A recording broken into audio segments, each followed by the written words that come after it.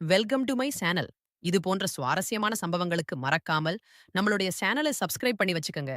என் அத்தையின் வெள்ளை குதிரை மேலே சவாரி செய்தேன். அத்தையும் வெறித்தனமாக என் மீது ஆசை தீர சவாரி செய்தாள். என் பெயர் அபிராமி. எனக்கு இப்போதுதான் புதிதாக திருமணமாக முடிந்தது. நான் திருமணம் செய்து கொண்டு என் மாமியார் வீட்டிற்கு வந்திருந்தேன். நான் ஒரு ஏழை குடும்பத்தை சேர்ந்தவள். அதனால்தான் என் பெற்றோர்கள் நல்ல சம்பந்தம் பார்த்து இளம் வயதிலேயே எனக்கு திருமணம் செய்து வைத்தனர். திருமணத்தைப் பற்றி ஒவ்வொரு பெண்ணையும் போல எனக்கும் பல கனவுகள் இருந்தன. ஆனால் அவை என் வாழ்க்கையில் நிறைவேறவில்லை. ஏனென்றால் திருமணத்தின் மறுநாளே என் கணவர் என்னை விட்டுவிட்டு வேலை விஷயமாக வெளியூர் சென்று விட்டார். இந்த திருமணம் மிகவும் அவசரமாக நடந்தது. ஏனென்றால் என் கணவரின் பெற்றோர் இந்த உலகில் இல்லை. மேலும் அவருக்கு ஒரு சிறிய தங்கை இருந்தாள். அவருக்கு அவர் ஒரு வருடத்திற்கு முன்னரே திருமணம் செய்து கொண்டிருந்தாள். பெற்றோர்களுக்கும் இந்த சம்பந்தம் நன்றாக இருந்தது. ஏனெனில் அந்த பையன் நல்ல வருமானம் ஈட்டக்கூடியவன். மாப்பிள்ளை வீட்டார்கள் எங்களிடம் எந்தவிதமான வரதட்சணையும் கேட்கவில்லை. அதனால்தான் பெற்றோர்கள் என் கணவர் பாபுவுடன் என் திருமணத்தை செய்து வைத்தார். நான் விடை பெற்று என் மாமியார் வீட்டுக்கு வந்தபோது மிகவும் எளிமையாக எனக்கு வரவேற்பு அளிக்கப்பட்டது. என் மாமியார் வீட்டில் அதிகம் பேர் இல்லை. நான் என் கணவரின் அறைக்கு சென்றபோது அவர் அறையை முழுவதும் பூக்களால் அலங்கரித்திருந்தனர். அந்த இரவு எனக்கு மிகவும் இனிமையாக இருக்கும் என்று கற்பனை செய்து கொண்டிருந்தேன். இருந்தாலும் அந்த கற்பனையும் மிகவும் அழகாகவே இருந்தது. இன்னும் சிறிது நேரத்தில் கணவர் வந்து விடுவார் என்று மிகவும் ஆவலுடன் எதிர்பார்த்தேன். சொன்னது போலவே அந்த கணவரும் புதியதாக ஆடை அணிந்து கொண்டு தம்முடைய அருகில் வந்து சென்றார். நானும் நீண்ட ஒரு முக்காடு போட்டுக்கொண்டு அமர்ந்திருந்தேன். பிறகு வரவிருக்கும் அந்த நேரத்தை பற்றி யோசித்து அரை மணி நேரம் கழித்து என் கணவர் அறைக்குள் நுழைந்தார். அவர் வந்தவுடன் அறையை உள்பக்கமாக பூட்டினார். பிறகு அமர்ந்து என்னிடம் மிகவும் அன்பாக பேசினார். ஆரம்பத்தில் எனக்கு மிகவும் தயக்கமாக இருந்தது. ஆனால் மெதுவாக நானும் அவரிடம் பேசும்போது இயல்பாக பழகிவிட்டேன். இப்போது எனக்கு எந்தவிதமான கூச்சமும் இல்லை. என் கணவர் என் கையை பிடித்து தன் காதலை வெளிப்படுத்தினார். அவர் என் அன்பை பொழியத் தொடங்கினார். சில மணி நேரங்களுக்குப் பிறகு என் கணவர், நாளை காலையிலேயே வேலை காரணமாக வெளியூர் செல்லவிருக்கிறேன் என்று என்னிடம் கூறத் தொடங்கினார். இதைக் கேட்டு நான் முழுவதுமாக அதிர்ச்சியடைந்தேன். இருந்தாலும் அவர் என்னை இரவு முழுவதும் சந்தோஷமாகவே வைத்திருந்தார். என் கணவர் அலுவலக வேலையிலிருந்து எனக்கு விடுமுறை கிடைக்கவில்லை. அதனால்தான் இந்த வேலை எனக்கு மிகவும் அவசியம். நான் விரைவில் திரும்பி வருவேன். நீ கவலைப்பட வேண்டாம் என்றார். ஆனால் கணவரின் பேச்சைக் கேட்டவுடன் நான் முற்றிலும் சோகமடைந்தேன். எந்த பெண்ணாவது தன் திருமணத்தின் மறுநாளே தன் கணவரை வெளியூர் செல்ல அனுமதிப்பாளா? என்னிடம் சிறிதும் தைரியமில்லை. நான் மனதை வருத்திக்கொண்டு அமர்ந்திருந்தேன். என் கணவர் என்னை சமாதானப்படுத்த முழு முயற்சி செய்தார். சோர்வு காரணமாக நான் விரைவில் ஆழ்ந்த தூக்கத்திற்கு சென்று விட்டேன். காலையில் நான் எழுந்தபோது என் கணவர் வெளியூர் செல்வதற்கு தயாராகிக் கொண்டிருப்பதைக் கண்டேன். நான் அவரை தடுக்கவும் முயற்சித்தேன். சில நாட்கள் கழித்து செல்லலாம் என்று சொன்னேன். ஆனால் அவர், எனக்கு அவசர வேலை இருக்கிறது. அதிலிருந்து விடுமுறை எடுக்க முடியாது. நீ கவலைப்படாதே. நான் விரைவில் திரும்பி வருவேன் என்று கூறினார். நான் புதிதாக அவர் வீட்டிற்கு வந்திருந்ததால் அதிகமாக வாதிடவில்லை. மனது வருந்தி அவரை மகிழ்ச்சியுடன் செல்ல அனுமதித்தேன். கணவர் சென்ற பிறகு நான் மிகவும் வருத்தமடைந்தேன். ஏனென்றால் நான் வீட்டில் முற்றிலும் தனிமையாக இருந்தேன். எனக்கு வேறு வழியுமில்லை. அதனால்தான் நான் வீட்டில் எல்லா வேலைகளையும் செய்யத் தொடங்கினேன். என் கணவரின் வீடு மிகவும் பெரியதாக இருந்தது. வீட்டின் பெண் பகுதியில் குதிரைகளுக்கான ஒரு சிறிய லாயம் கட்டப்பட்டிருந்தது. அங்கு 2, 3 குதிரைகள் இருந்தன. எனக்கு சிறுவயதிலிருந்தே விலங்குகளிடம் மிகுந்த பாசம் இருந்தது. அதனால்தான் நான் வீட்டு வேலைகளை முடித்த பிறகு குதிரைக்கு உணவு கொடுக்கச் சென்றேன். அவற்றில் ஒரு குதிரை வெள்ளை நிறத்தில் இருந்தது. அது பார்ப்பதற்கு மிகவும் அழகாக இருந்தது. அதை பார்த்தவுடன் எனக்கு அதன் மீது மிகுந்த பாசம் ஏற்பட்டுவிட்டது. அந்த குதிரையும் என்னைப் போலவே இந்த வீட்டில் தனிமையாகவே இருந்தது. குதிரைக்கு உணவு கொடுத்த பிறகு நான் மீண்டும் என் அறைக்கு வந்து என் கணவருக்கு தொலைபேசி அழைப்பு விடுத்தேன். அவர் என்னுடன் பேசினார். ஆனால் நான் அப்போதும் அவரை என்னிடம் வருமாறு மீண்டும் மீண்டும் பிடிவாதம் செய்தேன். ஆனால் அவர் மீண்டும் மீண்டும், நீ சில நாட்கள் காத்திரு. சில நாட்களுக்குப் பிறகு உன் அண்ணன் மகனை நம் வீட்டுக்கு வந்து தங்கச் சொல்கிறேன். ஏனென்றால் இங்கிருந்து அவன் தனது மேற்கல்வியை தொடர்வான். நம் வீட்டிலிருந்து சற்று தூரத்தில் பல நல்ல கல்லூரிகள் உள்ளன. அதனால்தான் அவன் இங்கு தங்கி தனது மேற்கல்வியை படிப்பான் என்று என்னிடம் கூறியிருந்தார்.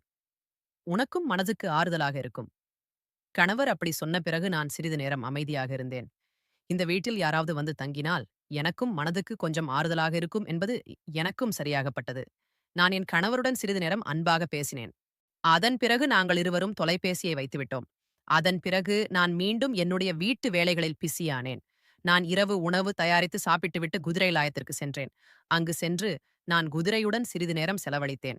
என் கையால் அதற்கு உணவு கொடுத்தேன். அந்த வெள்ளை நிற பெண் குதிரை என் மீது மிகவும் பாசமாகிவிட்டது. அதன் கண்கள் முழுவதும் நீல நிறமாக இருந்தன. நான் எப்போது அதன் அருகில் சென்றாலும் அது என் முன் தன் கழுத்தை வளைத்தது. அது என் உணர்வுகளை புரிந்து கொண்டது. நான் அங்கேயே லாயத்தில் அமர்ந்து அந்த வெள்ளை குதிரையுடன் நிறைய பேசத் தொடங்கினேன். எனக்கும் அதன் அருகில் நேரம் செலவழிக்க பிடித்துப் போனது. அதன் பிறகு மற்ற குதிரைகள் அனைத்தும் தூங்கிவிட்டதால் நான் மீண்டும் என் அறைக்கு வந்து மிகவும் சோர்வாக இருந்ததால் ஆழ்ந்த உறக்கத்திற்கு சென்று விட்டேன். காலையில் நான் சீக்கிரம் எழுந்து வீட்டு வேலைகளை செய்யத் தொடங்கினேன். அதன் பிறகு குதிரை லாயத்திற்கு சென்று அவற்றிற்கும் தீவனம் கொடுத்தேன். தீவனம் கொடுத்துவிட்டு நான் அறைக்கு வந்து அறையில் குளித்து புத்துணர்ச்சி பெறத் தொடங்கினேன்.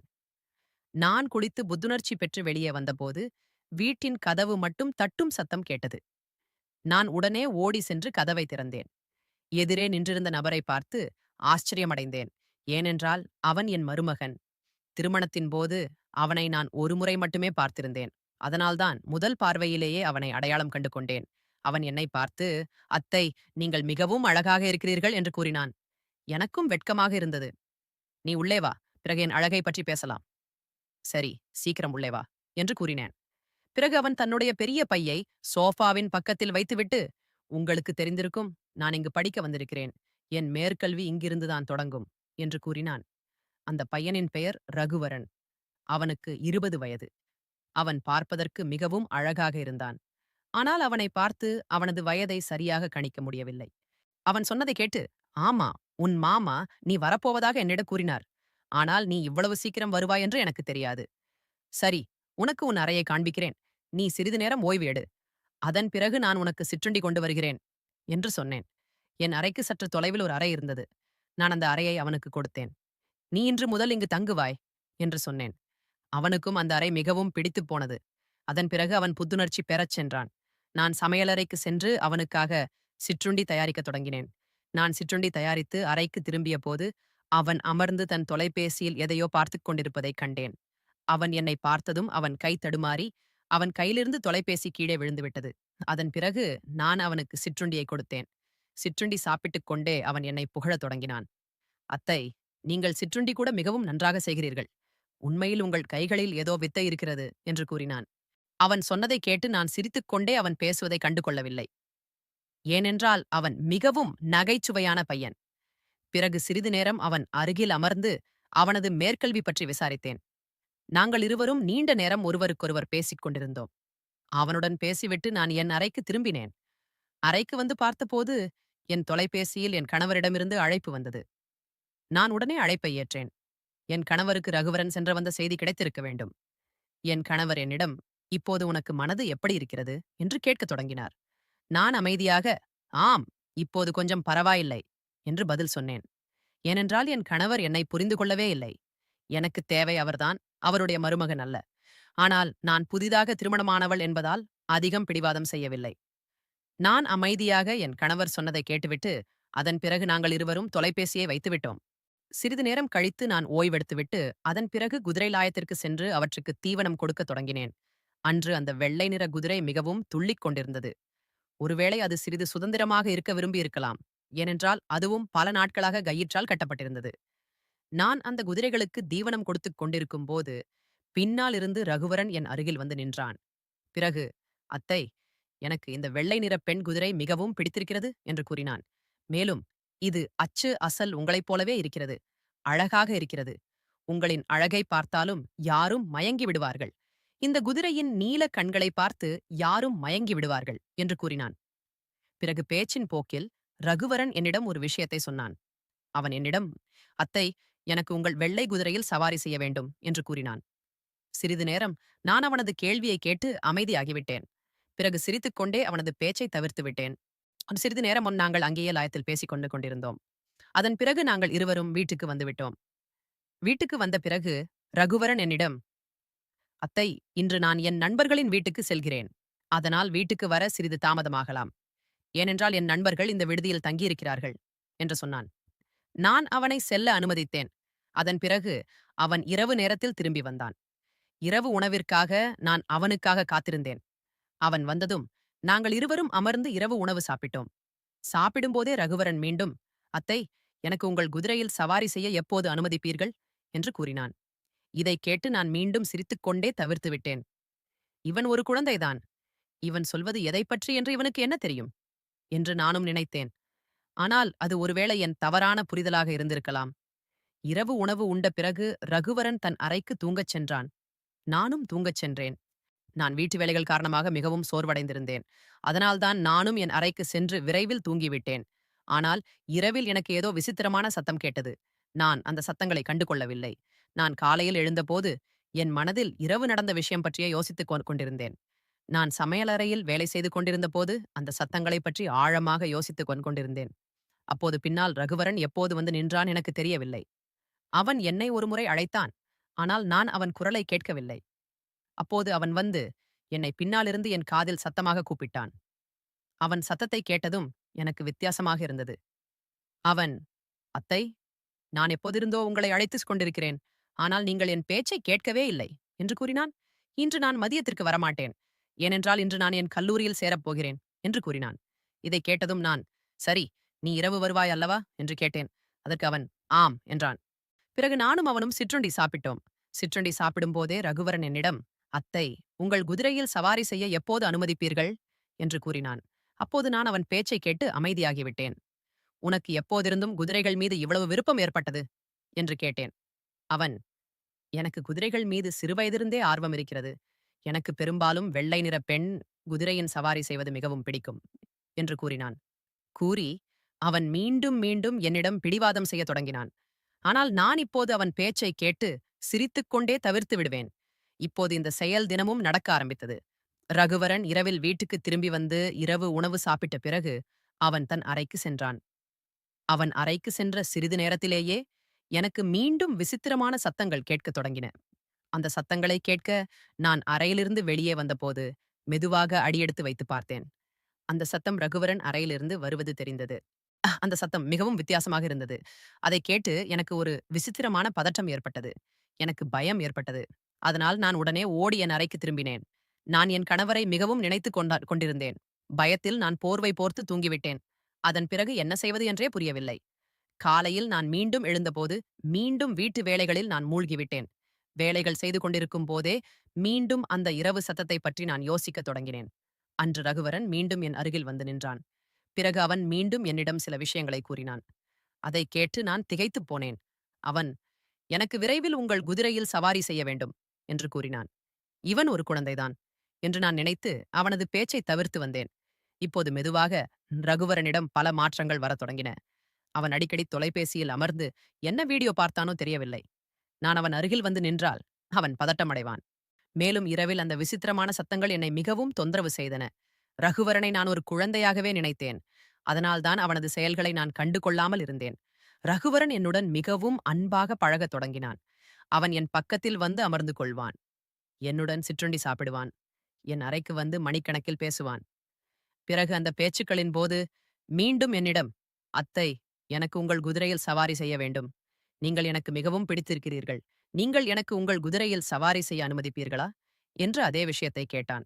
ஆனால் மீண்டும் மீண்டும் அவனை ஒரு குழந்தையாகவே நினைத்து கண்டு கொள்ளாமல் இருந்தேன்.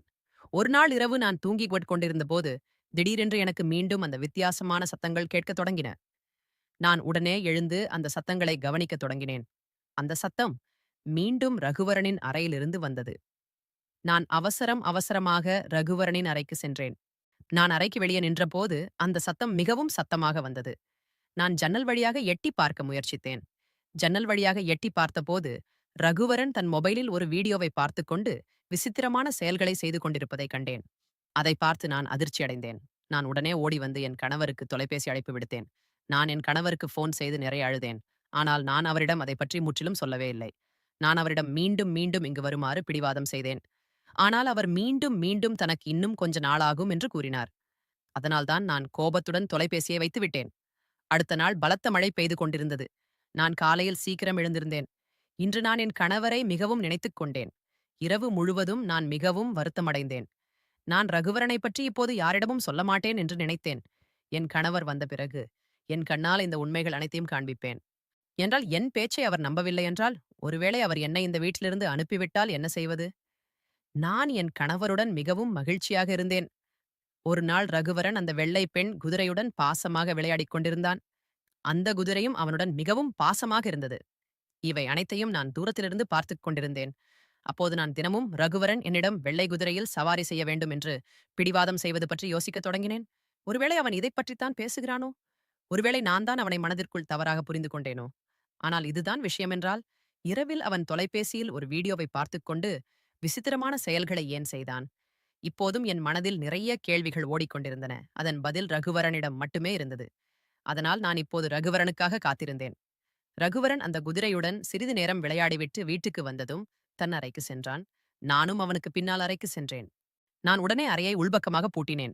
ரகுவரன் என்னை பார்த்து ஆச்சரியமடைந்தான். அவன், "அத்தை, நீங்கள் இவ்வளவு சீக்கிரம் எழுந்து விட்டீர்களா?" என்று கூறினான். நானும், "ஏன், நீ ஆச்சரியமடைந்து விட்டாயா? நான் விசித்திரமாக பேசுவது உனக்கு பிடிக்கவில்லை, இல்லையா?" என்று கூறத் தொடங்கினேன். ஆனால் அவன் என் பேச்சுக்களை நன்றாக புரிந்து கொண்டான். அவன் உடனே, "எனக்கு அப்படி எந்த அர்த்தமும் இல்லை" என்று கூறினான்.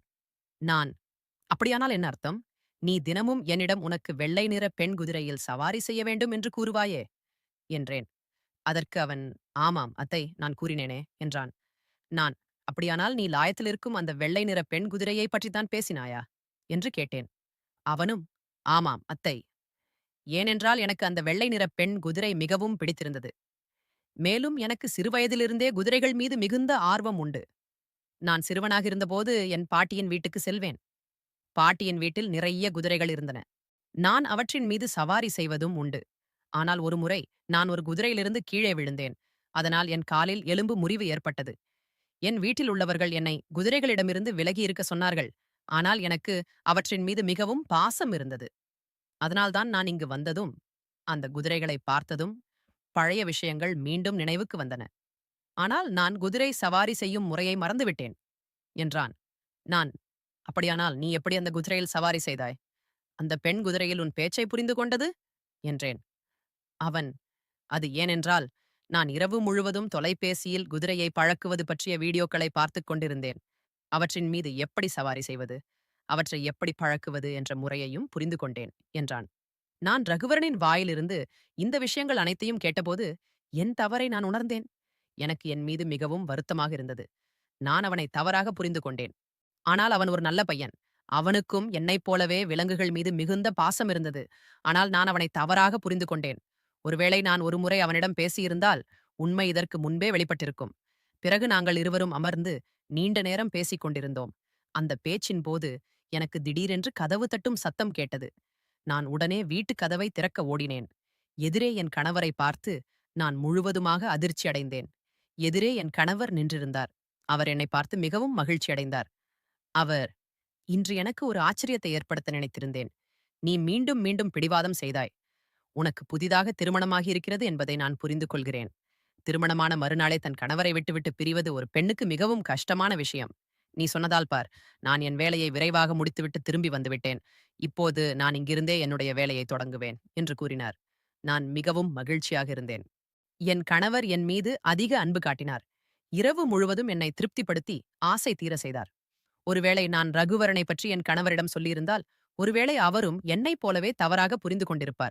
மேலும் அவரது மரியாதையில் களங்கம் ஏற்பட்டிருக்கும். என் கண்களை திறந்துவிட்டது அந்த கடவுளின் அருளாகும். நண்பர்களே, இந்த வீடியோ பிடிச்சிருந்துச்சு அப்படின்னா, மறக்காம நம்முடைய சேனலை சப்ஸ்கிரைப் பண்ணிக்கங்க.